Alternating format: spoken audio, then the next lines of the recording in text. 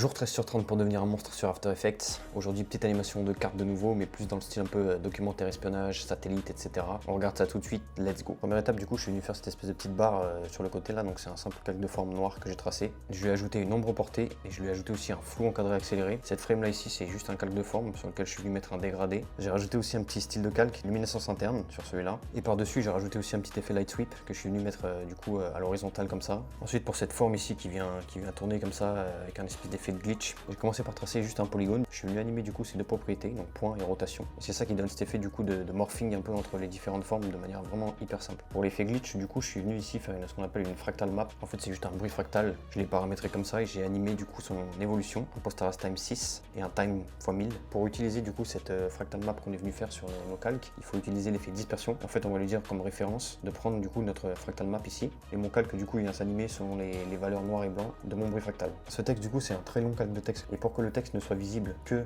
dans cette zone ici, je suis venu utiliser un mat. Ce calque qui va me servir en fait de référence et je vais dire à mon texte de n'être visible que dans ce périmètre là. Pour faire un petit effet un peu adouci comme ça sur les bords, j'ai utilisé un flou encadré accéléré. J'ai rajouté un C-Silence, ça l'arrondit un peu comme ça, je trouve que c'est plus sympa. Et ensuite, l'élément sur lequel je me suis un peu cassé la tête, ça a été animé, c'est très lent. J'ai utilisé un effet qui s'appelle faisceau et ensuite j'ai dû utiliser des expressions pour relier le point de départ et le point d'arrivée. Et en fait, j'ai relié tous ces faisceaux à ma croix ici au milieu. Quand je l'anime, du coup, tous mes faisceaux vont suivre cette croix au milieu. Je suis venu récupérer deux screenshots Google Maps pour donner un peu plus de style à ma carte. Je suis venu utiliser un effet ici qui s'appelle colorama. Je les relie tous les deux à un nul et celui il va venir faire ma transition en fait entre les deux scènes. Et je vais simplement faire une animation d'échelle. Et pour fluidifier un petit peu la transition, j'utilise l'effet volet graduel. Sur notre deuxième carte, du coup, je suis ensuite venu faire un petit calque de forme, donc un rond rouge ici, tout simple, sur lequel j'ai mis un deep glow. J'ai animé son opacité. Ça vient en fait faire un espèce de petit flicker, petit clignotement de mon point. Ensuite, j'ai tracé ici ma petite ligne blanche que j'ai animée avec réduire les tracés. Cette petite étiquette blanche aussi qui s'anime, je l'anime avec réduire les tracés, pareil. Tous ces calques, du coup, ils sont parentés entre eux, mais en gros, ils suivent tous la position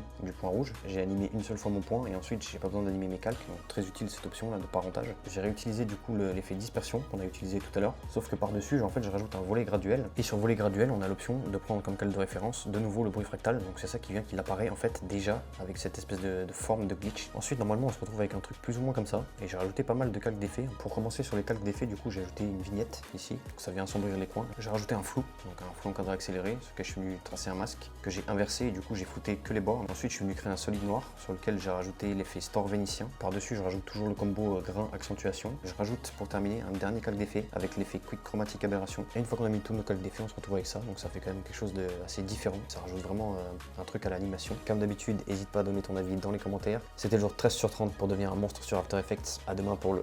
J'ai dit quoi? J'ai dit combien?